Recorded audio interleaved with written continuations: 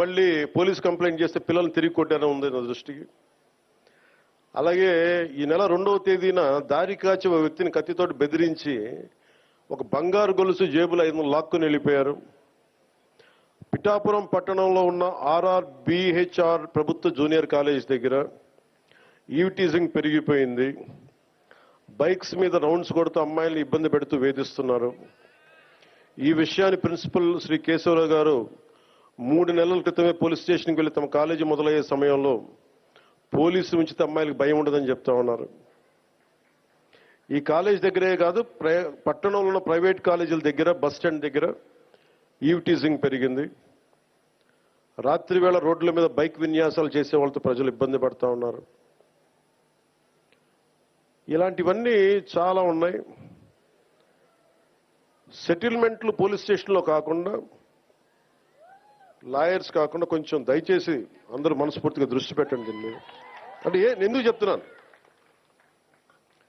చెప్తున్నాను ఈ మాట అంటే, నేను తిరుపతి సంఘటన జరిగింది. అక్కడున్న పోలీస్ శాఖ గనక నిజంగా అక్కడున్న డిఎస్పీ గారు గనక సవ్యంగా బాధ్యత నిర్వర్తించుంటే, బాధ్యత అప్పచెప్పిన ఎస్పీగా ట్రాన్స్ఫర్ అయ్యేవాళ్ళు కాదు. నాకు ఇది చాలా బాధ కలిగించింది. అందుకని పిఠాపురంలో నేను ఎవరిని కూడా, మీరు అడగండి కలెక్టర్ గారిని కానీ ఎస్పీ గారిని కానీ, నేను ఎవరిని రికమెండ్ చేయలే. నేనేం చెప్పానంటే, నేను ఎవరిని వెండేట ప్రభుత్వం, మీరు గత ప్రభుత్వంలో మీరు పనిచేసి ఉండొచ్చు, నాకు తెలియదు, నేను అన్ని మర్చిపోతున్నా, గతం అంతా మర్చిపోతున్నా. ఇప్పుడు ఫ్రెష్గా ప్రారంభిద్దాం. నేను మిమ్మల్ని జడ్జ్ చేయను. నాకు ఇవ్వాల్సిందల్లా సుపరిపాలన ఇవ్వండి. తన్నా మన అని భేదం లేకుండా అందరికీ సమ న్యాయం చేయమని అంటే, అది జరగకపోతే మటుకు మళ్ళీ నా అలాంటి వాడు వచ్చి రోడ్ల మీద తిరిగితే ఎవరికి నిద్రాహారాలు ఉండవు. అక్కడ దాకా తీసుకెళ్ళదు. ఎందుకంటే నేను ఒక రౌడీ మూకను ఎదుర్కోవడానికి, గుండాల మూకను ఎదుర్కోవడానికి నేను మొదటి తరం రాజకీయ నాయకుడిని. మొదటి తరం రాజకీయ నాయకుడిని. మా నాన్న ముఖ్యమంత్రి కాదు, మా నాన్న కానిస్టేబులే. నాకు 10 మంది తెలియదు. ఈ వేదిక పైన ఉన్న పెద్ద అధికారులు, ఐఏఎస్లు అంటే నాకు భయం వేస్తుంది. నాకు పెద్దది, ఇంకా నేను చిన్న ఉద్యోగ కొడుకుని కదా. మా నాన్న ఏం చెప్పాడు, చిన్నప్పుడు వచ్చారు, దొరగారు వచ్చారు, ఇంట్లో నుంచి భోజనం పంపించాలని చెప్పాడు. మాకు ఐజీలు అంటే దొరగారు మాకు, మా ఇళ్లలో. ఈ రోజుకి ఇన్ని కోట్లాది మంది నన్ను గుండెల్లో పెట్టుకున్నా, కేంద్ర స్థాయిలో నాకు పరిచయాలున్నా, నాకెప్పుడు అధికారులు పెద్దవాళ్ళే. నాకు లోపల అంత గౌరవం ఉంటుంది నాకు. కానీ గౌరవం నిలబెట్టుకోవాల్సిన అవసరం కూడా అధికారుల మీద ఉంది. ఎందుకంటే నేను ప్రజల కోసం పనిచేస్తాను. అందుకని ఈ బాధ్యతని అందరూ చేయాలి. ఎందుకంటే నేను ఈవ్టీజింగ్ అనేది నాకు చాలా చిరాకు.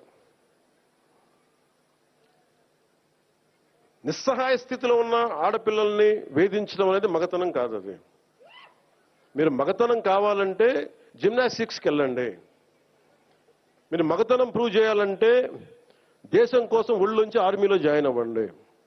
ఆడపిల్లల్ని ఏడిపించి అది మగతనం అంటే తొక్కి నారత్తిస్తాం, పిచ్చ వేషాలు వేస్తాం. ఎందుకంటే ప్రతి ఇంట్లో ఆడపిల్లలు ఉన్నారు. తల్లి లేకుండా మనుగడ లేదు సృష్టిలో.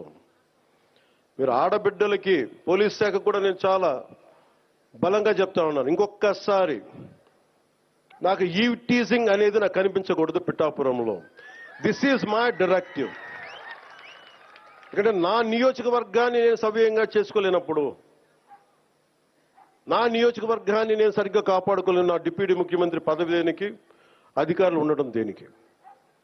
నేను చాలా స్పష్టంగా ఉన్నాను ఈ విషయంలో. వీళ్ళను కొడితే క్రిమినల్స్కి కాస్ట్ లేదు, గుర్తుపెట్టుకోండి.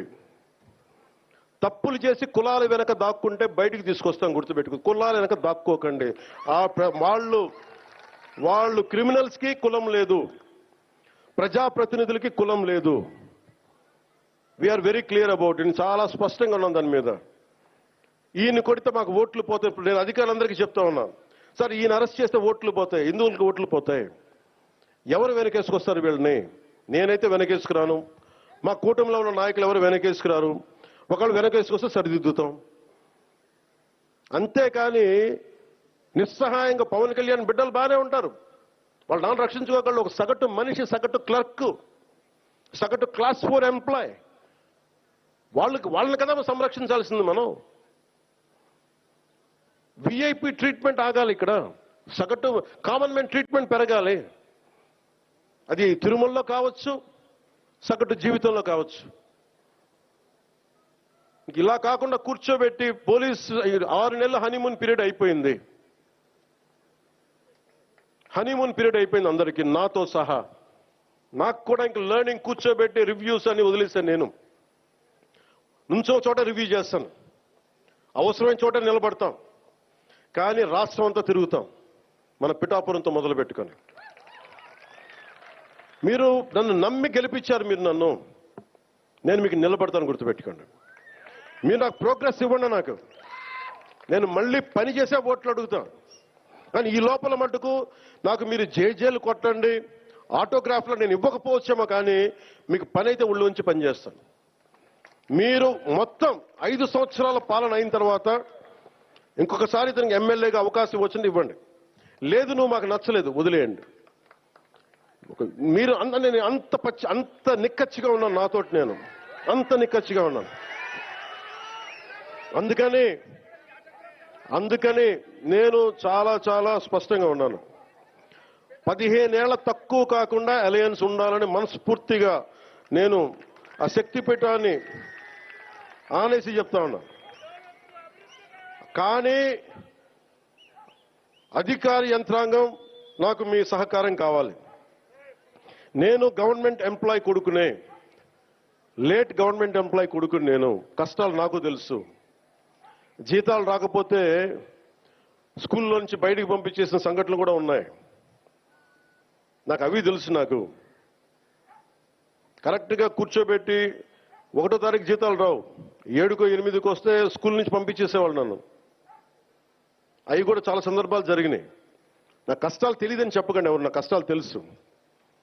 అందుకే నిన్న ఎందుకు తగ్గి మాట్లాడతానంటే కష్టాలు తెలిసిన వాడిని కాబట్టి. నాకు అధికారం అలంకారం కాదు, అధికారం బాధ్యత నాకు. కానీ నాకు పిఠాపురం బాగుండాలి. నేను చాలా చాలా స్పష్టంగా ఉన్నాను. లా అండ్ ఆర్డర్ కనుక ఎవరన్నా సరే ఇష్టారాజ్యంగా, ఎవరన్నా సరే ఇష్టం వచ్చినట్టు చేస్తే తొక్కి నారత్తిస్తాను ఒక్కొక్కరికి. మా ఇష్టం కుదరదట్లా.